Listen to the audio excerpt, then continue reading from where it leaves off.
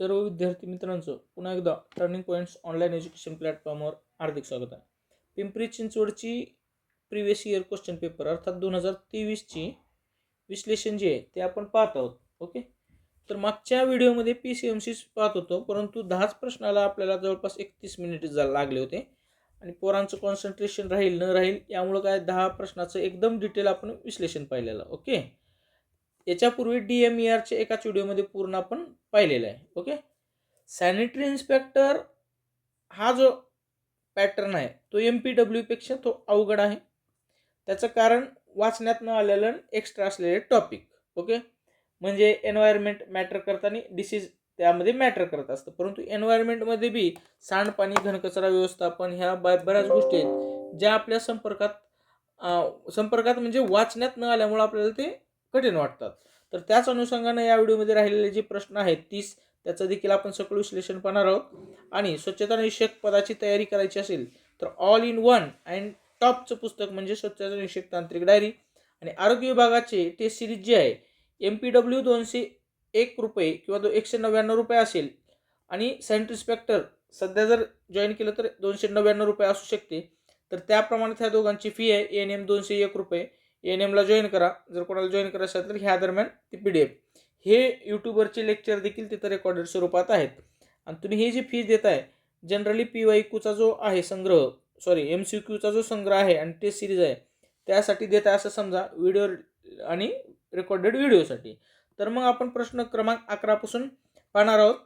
मागचा व्हिडिओ तुम्ही पाहिला असेल अशी अपेक्षा करून प्रश्न क्रमांक 11 आपण पाहणार आहोत. प्रश्न क्रमांक 11 अगोदर वाचून घेऊया. बघा, पुन्हा एकदा मी काय म्हणलो तर सांडपाण्यावर आहे. सांडपाण्यातील पूर्णपणे ऑक्सिडित सेंद्रिय पदार्थांची उपस्थिती कशाने दर्शवली जाते? ऑक्सिडित काय प्रश्न काय आहे? सांडपाण्यातील पूर्णपणे ऑक्सिडित. ओके, तर ते दर्शवली जाते नायट्रेटनं. आता इतर पर्यायाचा विचार केला तर नायट्रोजन ऑक्साईड हा एक वायू आहे. काय आहे? वायू आहे आणि त्याचा संबंध पाण्याशी येत नाही, सांडपाण्याच्या प्रक्रियेशी येत नाही. आणि अल्ब्युमिनॉइड नायट्रोजन हे काय? सांडपाण्यातील सेंद्रिय नायट्रोजन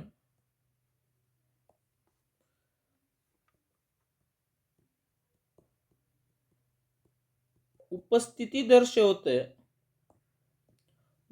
दर्शवते, परंतु ते पूर्णपणे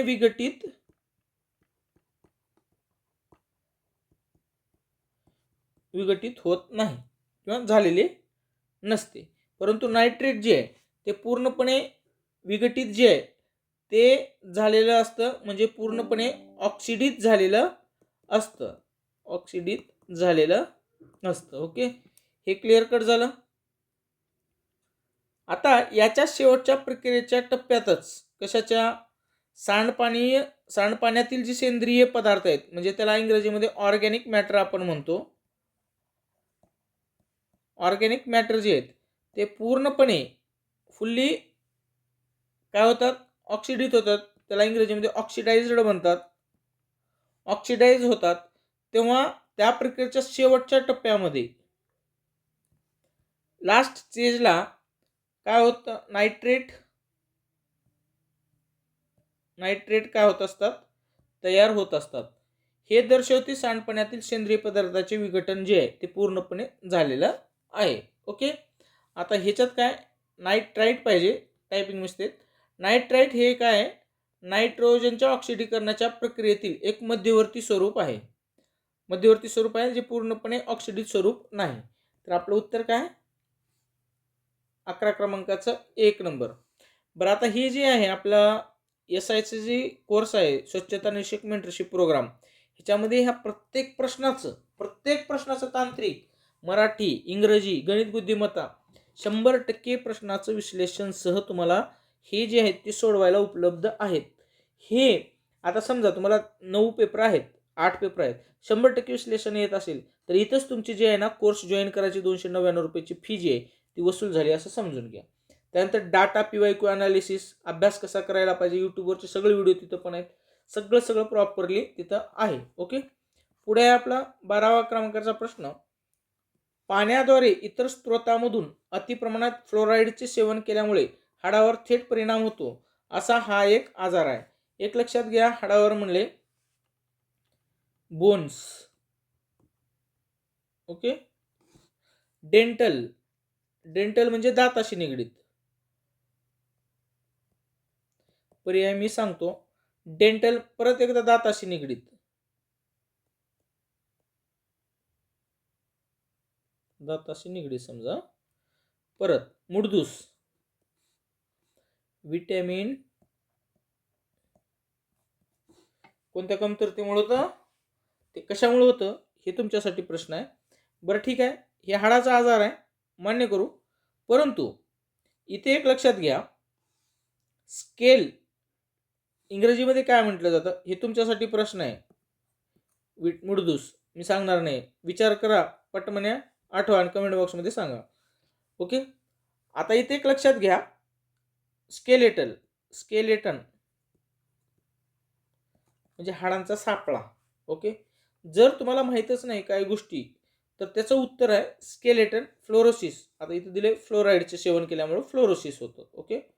फ्लोरोसिस, फ्लोरोसिस हे लक्षात आलं. इथं पर्याय पाहून तुम्हाला उत्तर आलं पाहिजे होता, म्हणजे हा प्रश्न अवघड अजिबात नाही. स्केलेटल फ्लोरोसिस हे आपलं उत्तर आहे आणि याचं जे कारण आहे ते प्रश्नामध्ये दिलं आहे. जेव्हा पिण्याच्या पाण्यातून किंवा इतर जे काही सोर्स आहेत त्याच्यामधून जर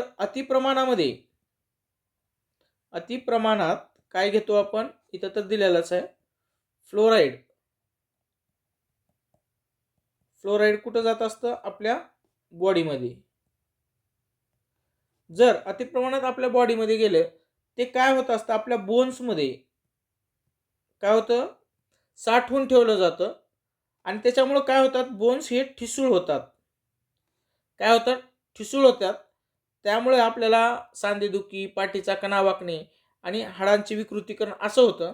आणि यालाच आपण जे प्रश्नामध्ये म्हणलेलं आहे आणि जे आपलं उत्तर आहे त्याला म्हटलं जातं स्केलेटल फ्लोरोसिस. फ्लोरोसिस. हे डाऊट क्लिअर झालं तुमचं. ओके. आता राहिला प्रश्न, आता डेंटल केरीज, हे दात जे किडतं ना, हे सगळं पुसून घेतो मी. हे डेंटल केरीज, हे जे दात किडतं, दात किडणे, याला डेंटल केरीज म्हणतात. आणि हे डेंटल केरीज जे आहे ना, जास्त प्रमाणात शुगर असलेले पदार्थ जर खाल्ले तर ते होतं. त्यामुळे झोपण्यापूर्वी दात जे आहे ते स्वच्छ घासले पाहिजे. जर तुम्ही म्हणजे एक्सेस प्रमाणात जर केलं, गोड पदार्थ खाल्ले आणि जर स्वच्छ नाही केले तर ते होत असतं. याचा आणि फ्लोराईडचा संबंध नाही. फ्लोराईड अतिप्रमाणात खाल्ल्यामुळं इथं जे डेंटल फ्लोरोसिस हे फ्लोराईडच्या अतिसेवनामुळे होत असतं, हे लक्षात ठेवा. दाताचा फ्लोराईडच्या अतिसेवनामुळे दात जे आहेत ते पिवळसर आणि तपकिरी रंगाचे होत असतात, पिवळसर किंवा तपकिरी रंगाचे. आणि दातावर काय असतं, जे असतं ना आपल्याला इनॅमेल, ह्याच्यावर प्रश्न आलेला आहे. इनॅमल जे असते ते इनॅमल जे आहे ते काय होत असतं, खराब होत असतं.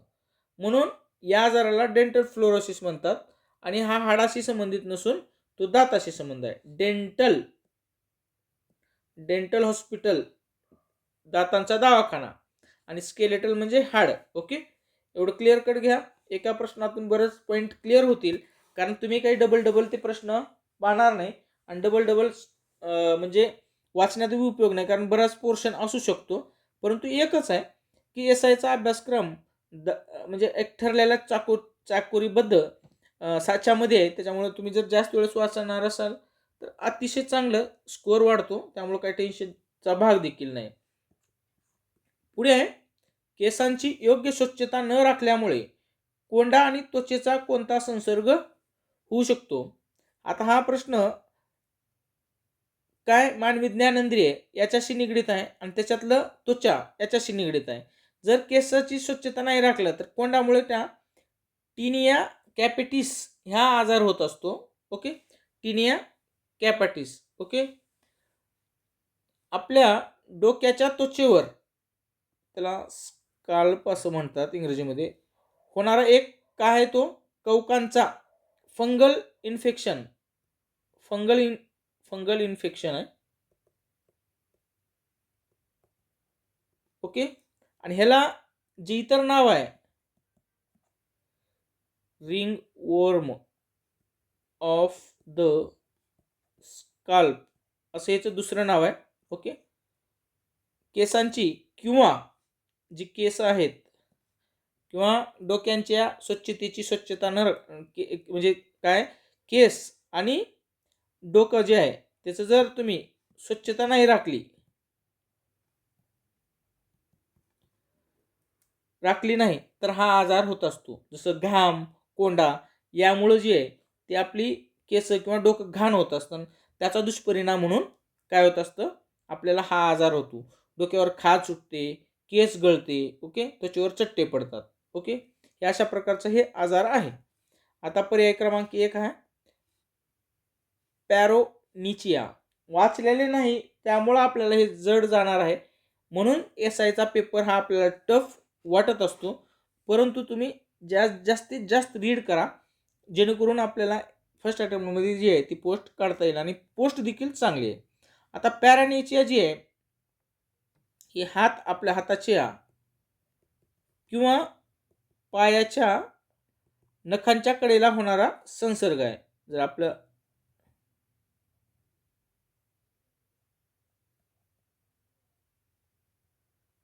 ही नख आहे समजा ही नख आपला नखाच्या कडेला जे होणारा संसर्ग आहे. आता इथं काय होतंय ह्याचं कारण काय होतं असतं माहिती का आपण काय करतो आपण नख जे आहे आपण चावतो. आपल्याला एक सवय असते बऱ्याच जणाला. ओके. चावणे आणि काही व्यक्ती पाण्यात काय असतं जास्त काम करत असतात आणि पाण्यात काय होत असतं जास्त काम केल्यामुळं त्या नखाच्या भोवती काय होत असते सूज येते ते त्यामुळं काय पॅरानिचिया होत असते. ओके. आता आपला ऑप्शन क्रमांक 2 आहे इंटरट्रिगो. आता तुम्ही एक काम करा म्हणजे बोलत म्हणजे मी सांगतो त्याप्रमाणे कृती करा तुम्ही. समजा आता एका ठिकाणी आहे कुठलं एक पॉईंट म्हणजे आपल्या घड्या आपल्या शरीराच्या घड्या कुठं पडतात ठीक आहे आपल्या बगल्याला तिथे घड्या पडतात आपल्याला. ओके. वारंवार घाम येतो. ओके. तिथे एकमेकावर आपली काय होत असते त्वचा जी आहे ती त्वचा एकमेकावर घासते घर्षण होते. ओके. बगल्यामध्ये किंवा आपल्या काखीमध्ये. ओके. एकमेकावर घासले तिथं काय असतं नेहमी काय असतो ओलावा असतो.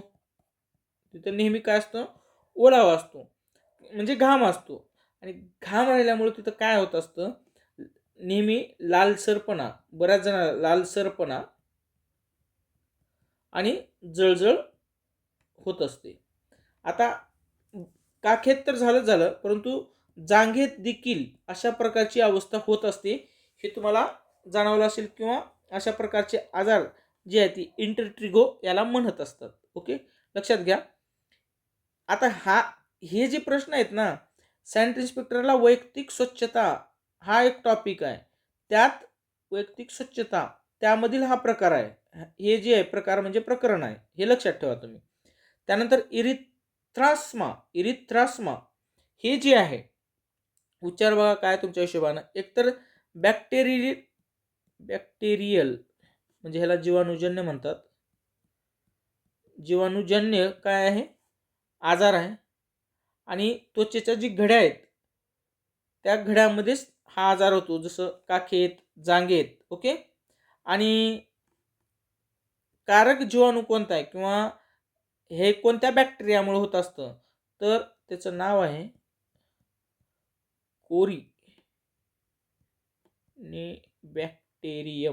कोरिनेबॅक्टेरियम. ओके. उच्चार करायला अवघड आहे. ह्याला ना वाचलं पाहिजे. आत्ताही एक्सप्लेनेशन करत असताना फक्त समजून घ्या परंतु नंतर जे तुम्हाला जास्तीत जास्त वेळेस रीड करायचे आहे आणि ह्याचं 101% पूर्ण PYQ मला अवघड आहे म्हणून काय केलं हे सगळं मेंटरशिपमध्ये विथ एक्सप्लेनेशन ऑदर ऑप्शन सह दिलेला आहे. आन्सरच नाही ऑदर ऑप्शन सह दिलेला आहे. ओके. विशेषतः तांत्रिक तर एकदम परफेक्टली दिलेला आहे, टेन्शनच नाही. कारण ही एवढं म्हणजे असं आपल्या वाचण्यात नाही, महाराष्ट्रातील मुलांचा जर विचार केला तर वाचण्यात नाही. त्यामुळे ह्या गोष्टीला विशेष फोकस करून ते विश्लेषणचं तिथे उपलब्ध करून दिलेलं आहे. ओके. प्रश्न क्रमांक 14 आहे आपला, सांडपाण्यावर परत. जमिनीवर सतत सांडपाणी टाकले जाते तेव्हा मातीतील छिद्रे किंवा पोकळ्या यात कचरा अडकून तो साचून राहतो. मातीत कचरा साचण्याच्या या घटनेला काय म्हणतात? बरं ठीक आहे, प्रश्नाचं आपण पाहू. मला एक सुचलं, हो का. सुरुवातीला काय करा, हे पहा, सुरुवातीला काय करायचे, कुणीही असो ना, सगळे PYQ शांतपणे वाचायचे, सोडवायचं, स्कोअर घ्यायच्या नादाला पडायचं नाही. MCQ देखील व्यवस्थित वाचून घ्यायचं. अगोदर ना प्रश्न समजून घ्या, प्रश्न समजून घ्या. ओके. अभ्यासाला सुरुवात करायच्या अगोदर किंवा सुरुवात केल्यावर ज्यावेळेस प्रश्नपत्रिका पहिल्यांदा सोडायची आहे, भले टाईम न सोडू नका. ॲक्च्युली PDF पण तिथं दिलेले आहेत. ओके.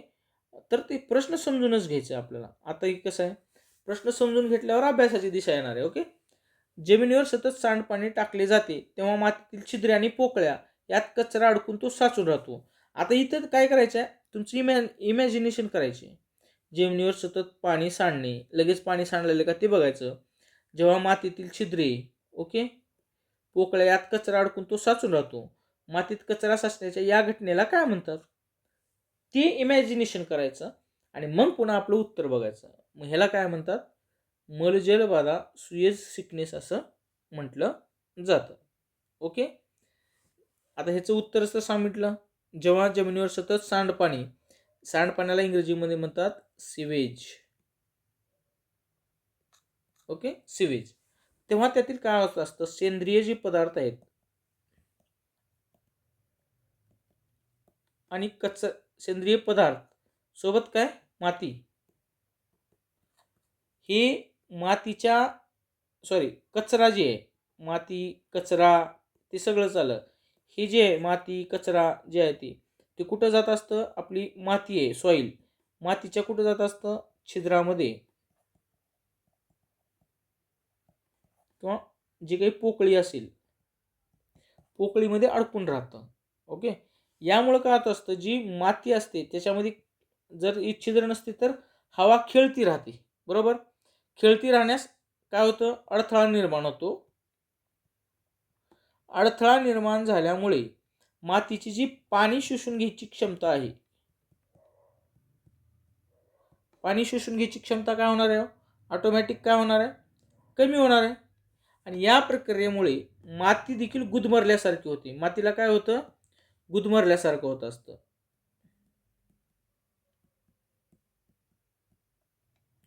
गुदमरल्यासारखं होत असतं. ओके.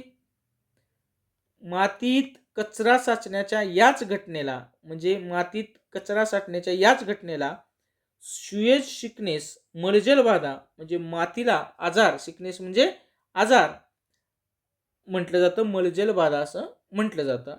आणि ही स्थिती जी आहे ती टाळण्यासाठी सांडपाण्यावर जी आहे ना प्रोसेस केलं पाहिजे, सांडपाण्यावर प्रक्रिया केली पाहिजे, काय, स्वच्छ केलं पाहिजे, प्रक्रिया किंवा जमिनीला विश्रांती देणे अतिशय आवश्यक आहे. हे झालं मलजल बाधाच्या संदर्भात. ओके. डाऊट क्लिअर झाला. तर आता पुढचा जो प्रश्न आहे, खालीपैकी कोणता एक दुय्यम वायू प्रदूषक आहे. ओके. प्रदूषणावर प्रश्न सॅनिटरी इन्स्पेक्टरच्या परीक्षेत खूप येतात, यापूर्वी देखील सांगितलेलं आहे. पर्यावरण आणि डिसीज, एन्व्हायरमेंट अँड डिसीज, हे SIच्या परीक्षेतील सगळ्यात आवडीचं टॉपिक आहे. आणि डिसीज याच्यावर त्याच्यात बारीक कसा अभ्यास करणार त्यावर डिपेंड आहे. त्यानंतर एन्व्हायरमेंटमध्ये सांडपाणी वगैरे आलं बरं का, ते आवडीचं टॉपिक आहे. हे दोन गोष्टी लक्षात ठेवा. ओके. आता हे दुय्यम प्रदूषक झालं. प्रायमरी पॉल्युटन्स ज्याला इंग्रजी मध्ये म्हटलं जातं, प्राथमिक प्रदूषक, पोल्युटन्स. आणि काय दुसरं आपलं सेकंडरी.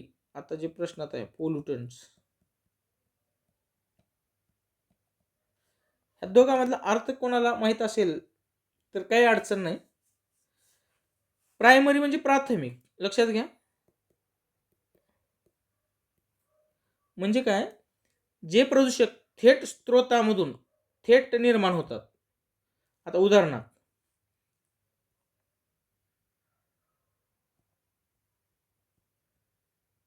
आपली गाडी आहे, गाडीतून जो धूर निघतो तो काय आहे, काय कार्बन डायऑक्साईड.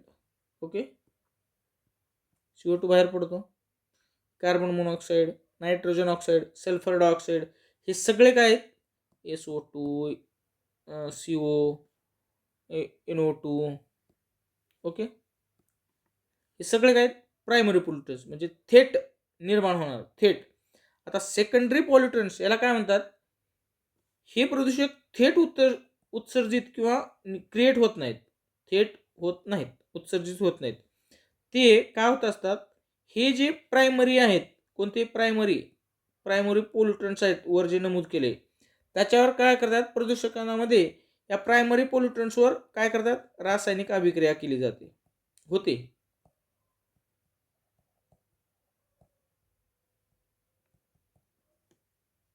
आणि त्यातून हे सेकंडरी पोल्युटन्स निर्माण होतात. ओके, समजलं. तर प्रकाश, आता ह्याच्यामध्ये प्रकाश रासायनिक धुके हे जे आहे ते काय आहे, आपलं प्रायमरी नाही तर सेकंडरी हे आहे. बाकीचे जे आहेत पर्याय हे सगळे थेट उत्सर्जित होणार आहेत, त्यामुळे ते काय प्रायमरी पोल्युटंट्स आहेत. दोघातील कन्सेप्ट क्लिअर झाला तर एकदम बारीक कार्यक्रम होता. आता प्रकाश रासायनिक धुके ह्याला इंग्रजीमध्ये काय म्हणतात, फोटो केमिकल फॉग. आता हे समजून घेऊ. फोटोकेमिकल फॉग मध्ये काय होतं, हे सूर्यप्रकाशाच्या, हे सूर्यप्रकाश आहे आपला. ओके, सूर्यप्रकाशाच्या उपस्थितीमध्ये काय होत असतं, नायट्रस ऑक्साईड, ओके, आणि बाष्पशील सेंद्रिय संयुगे, सेंद्रिय संयुगे यांच्यातील रासायनिक अभिक्रियेमुळे केमिकल रिॲक्शन ह्या केमिकल रिॲक्शनमुळे जे आहे ते फोटोकेमिकल फॉग जे आहे ते तयार होतं, आणि म्हणून याला काय म्हणलं जातं, सेकंडरी पोल्युटंट्स म्हटलं जातं. ओके, आता सेकंडरी ही जी दुय्यम आहे, सेकंडरीचे आणखीन उदाहरणं जर म्हणलं तर ओझोन आणि पॅन तुम्हाला माहिती आहे, पॅनचं विस्तारित रूप पेरोक्सिसिटेल नायट्रेट, ह्याच्यावर प्रश्न आलेला आहे, नायट्रेट, पॅन, हे काय सेकंडरी पॉल्युटंट्स आहेत. प्रायमरी आणि सेकंडरी मधला फरक जर समजला तर तुम्हाला इतर गोष्टी समजून घ्यायचं किंवा डाऊट करून घ्यायची गरज नाही. प्रायमरी एकच लक्षात घ्यायचं, जे डायरेक्ट प्रायमरीमध्ये काय होतं, डायरेक्ट प्रदूषण होत असतं, डायरेक्ट प्रदूषण. आणि सेकंडरीमध्ये काय होत असतं, ह्या प्रायमरीवर काय होत असते, अभिक्रिया होत असते, आणि मग सेकंडरी पोल्युटंट्स तयार होत असतात. प्रायमरी पासून त्याच्यावर अभिक्रिया होऊन सेकंडरी तयार होत असतात. ओके, प्रश्न क्रमांक 16 खालीलपैकी कोणता पर्याय पर्यावरणीय आरोग्य उत्तम राखण्यात मदत करत नाही. नकारात्मक प्रश्न विचारण्याचं एक प्रमाण मात्र एसआय मध्ये जास्त दिसलं. ओके, आता हे काय संकल्पनात्मक प्रश्न आहे, एवढा अवघड नाही, एक एक पर्याय वाचलं तरी समजून जाते, परंतु प्रश्न आपण पर्याय वाचू आपण. कागदी पत्रिका, फ्लेक्स बॅनर टाळणे, त्याऐवजी पुन्हा वापरात येण्याजोगे कापडी बॅनर आणि सूचना फलक वापरणे, हे काय पर्यावरणीय आरोग्य उत्तम राखण्यात मदत करत असते. ही तर पॉझिटिव्ह गोष्ट आहे. सर्व उपहारगृहात पुन्हा वापरण्यायोग्य म्हणजे रियुजेबल सामग्री वापरणे आणि पर्यावरणपूरक साधनातून पार्सल देणे. अर्थात कापडी पिशवीतून हे दे काय दे पार्सल देणं पॉझिटिव्ह गोष्ट आहे, आणि रियुजेबल सामग्री वापरणं पॉझिटिव्ह गोष्ट आहे. क्षेत्रे प्लास्टिक रहित, नो प्लास्टिक झोन म्हणून घोषित करणे, हे बी पॉझिटिव्ह गोष्ट आहे. आता ॲक्च्युली केलेलंच आहे तसं.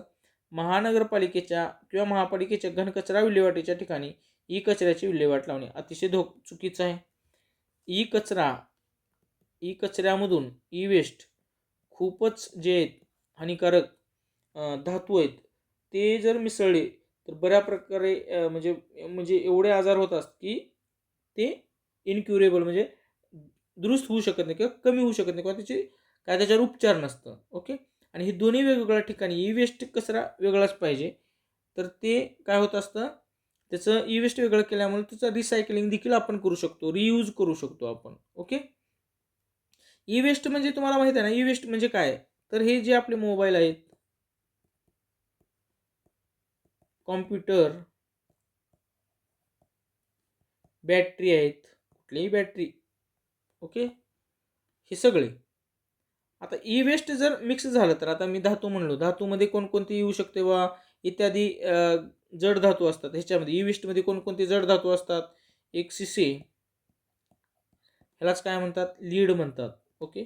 पारा, याला इंग्रजीमध्ये मर्क्युरी म्हणतात. आणि कॅडमियम इंग्रजीमध्ये आणि मराठीमध्ये सारखंच आहे. हे आहे ना घातक जड धातू असतात.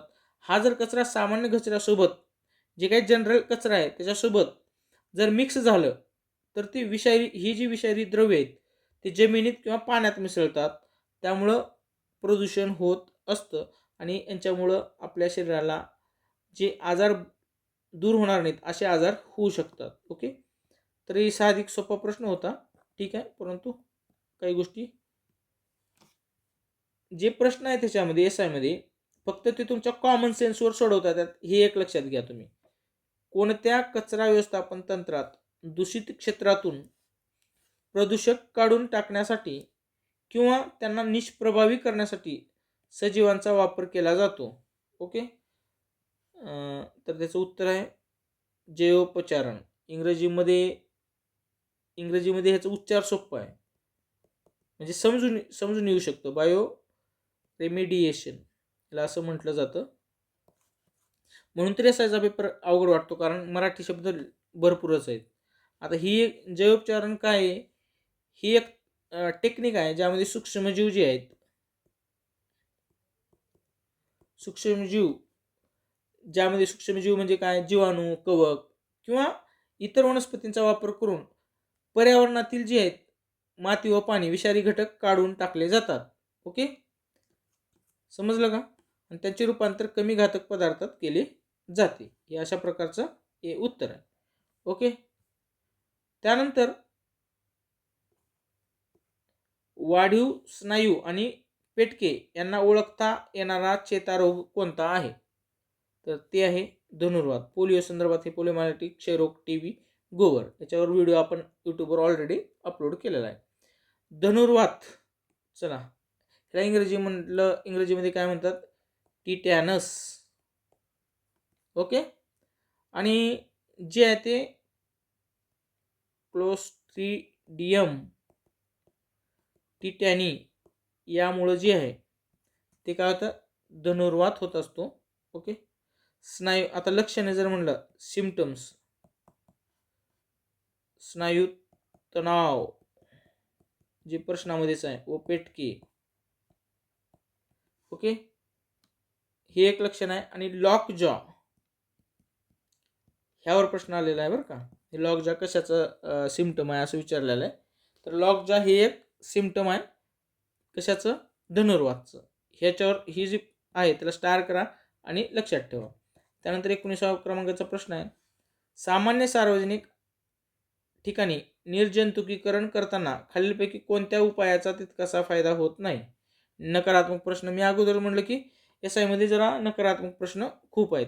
सामान्य सार्वजनिक ठिकाणी निर्जंतुकीकरण करण्याशी ओके संबंधित कोणता उपाय तितकासा फायदा ठरत नाही? साफसफाई झाल्यानंतर साबणाने हात धुणे ही तर चांगली गोष्ट आहे.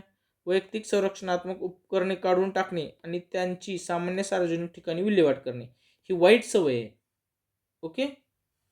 तुलनेने स्वच्छ भागात साफसफाई करणे आणि नंतर अस्वच्छ भागाकडे वळणे ही बी चांगली गोष्ट आहे. शौचालय स्वच्छ करण्यासाठी स्वच्छतेच्या उपकरणांचा स्वतंत्र संच वापरणे तर बरोबर आहे. जे टॉयलेट आहे स्वच्छ करण्यासाठी जे वापरतो ते दुसरीकडे वापरले नाही गेले पाहिजे. तर आपलं जे उत्तर आहे म्हणजे सार्वजनिक ठिकाणी जे निर्जंतुक करण्यासाठी जे फायदा होत नाही ते मध्ये वैयक्तिक संरक्षणात उपकरणे काढून टाकणे आणि त्यांची सामान्य सार्वजनिक ठिकाणी विल्हेवाट लावणे. ओके, हे उपयोगी नाही. आणि आजचा जो आहे आपल्याला घ्यायचे होते परंतु आपण सावकाश पद्धतीने घेत असल्यामुळं आणखीन 2 व्हिडिओ होतील आपले.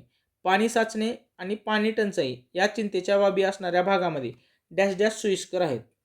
कोणते शौचालय सोयीस्कर आहेत? ओके, तिथं दिलं नाही परंतु इकोसन शौचालय जे आहेत ते जे आहेत ते काय योग्य आहेत. इकोसन टॉयलेट्स. आता ही एक काय आहे माहिती आहे का? ही एक शाश्वत कचरा व्यवस्थापन पद्धत आहे. शाश्वत कचरा व्यवस्थापन पद्धत म्हणू शकतो आपण याला. ज्या भागात पाणी साचण्याची समस्या आहे आणि किंवा जिथे पाण्याची प्रचंड टंचाई आहे तिथे ही पद्धत सर्वात सोयीस्कर ठरू शकते. ओके, सर्वात चांगली गोष्ट आहे. आता ही जैव शौचालय यात बॅक्टेरियाचा वापर केला जातो आणि बॅक्टेरियाचा वापर केल्यामुळं काय होत असतं की विघटन होत असतं. ओके, विघटन कशाचं? विष्ठेचं विघटन होत असतं, मल जे आहे त्याचं. ओके, रेल्वेमध्ये याचा वापर केला जातो आणि बायोगॅस जोडलेली शौचालय जिथे विष्ठेचा वापर करून ऊर्जा गॅस जे आहे ती निर्माण केलं जातं. ओके, ही पॉझिटिव्ह गोष्ट म्हणजे हे असा प्रकार आहे. अंगणवाडी शौचालय असा काही प्रकार नाही. ओके, इकोसन शौचालय हे जे आहे पाणी साचणे किंवा पाणी टंचाई या चिंतेच्या बाबतीत जिथं आहे एरिया तिथं इकोसन शौचालय हे फायदेशीर आहेत.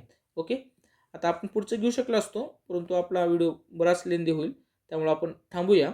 ओके, आणि स्टेप बाय स्टेप इतर राहिलेले जे 40 प्रश्न आहेत त्याचं देखील विश्लेषण पाहूया. ओके, आहेत काही प्रश्न आपण घाई गडबडीत शिकण्यापेक्षा म्हणजे आता थोडंच राहिले असतील, जास्त नाही आहे. घाई गडबडीत करण्यापेक्षा आपण स्टेप बाय स्टेप जे आहेत माझ्यामध्ये टोटल 40च प्रश्न आहेत. त्याला लास्ट प्रश्न दाखवतो. 40 आहेत. तर आपण पाहू कारण हे दुर्घटना हे देखील मोठं टॉपिक आपण नोट्स काढलेलं विश्लेषण दिलेलं आहे. तर ठीक आहे, स्टेप बाय स्टेप आपण घेऊया. काही गडबड नाही, आपल्याला समजून घेण्याची मतलब आहे. फर्स्ट अटेम्प्टमध्ये जॉब लागला पाहिजे आणि सगळं विश्लेषण जे आहे ते आपल्या टर्निंग पॉईंट्स ॲपवर जे आहे ते मेंटरशिप प्रोग्राममध्ये ते अपलोड करून दिलेलं आहे. काही टेन्शन नाही. ओके, जॉईन करा. 299 फी आहे. ओके, चला व्हिडिओ आला तर नक्की शेअर करा, सबस्क्राईब करायला विसरू नका. थँक्स.